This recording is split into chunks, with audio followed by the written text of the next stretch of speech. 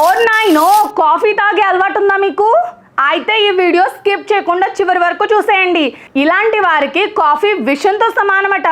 కొన్ని అధ్యయనాలలో కూడా పాలు, చక్కెర లేని కాఫీ ఎక్కువ కాలం జీవించడానికి ముడిపడి ఉందని నిరూపించాయి. అందుకే కాఫీ తాగాలని కూడా సూచించాయి. ఎక్కువగా కాఫీ తాగటం మంచిది కాదని కూడా పేర్కొన్నారు. కానీ కొంతమందికి ఈ కాఫీ విషపూరితమైనదిగా నిరూపిస్తుందని వైద్య నిపుణులు చెబుతున్నారు.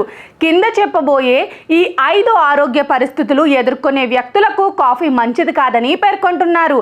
వాళ్ళెవరో ఇప్పుడు చూసేద్దాం. Acid reflex. మీకు యాసిడ్ రిఫ్లెక్స్ లేదా గ్యాస్ట్రోఎసోఫాగియల్ రిఫ్లెక్స్ వ్యాధి సమస్య ఉంటే అప్పుడు కాఫీ తీసుకోవటం వల్ల దాని లక్షణాలు మరింత పెరుగుతాయట. ఆందోళన, నిద్రలేమి సమస్య. కాఫీలో ఉండే కెఫెన్ ఆందోళన లేదా నిద్రలేమితో బాధపడుతున్న రోగులకు హానికరం.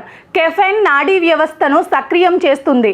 ఇది హృదయ స్పందన పెరుగుదలకు దారితీస్తుంది, మరింత ఒత్తిడికి గురి చేస్తుంది. ఐరన్ లోపం ఉన్నవారు. కాఫీ ఐరన్ శోషణకు ఆటంకం కలిగిస్తుంది. ముఖ్యంగా ఆహారంతో తీసుకున్నప్పుడు కాఫీలో ఉండే టానిన్లు ఐరన్తో బంధిస్తాయి, శరీరానికి శోషింపకుండా నిరోధిస్తాయి.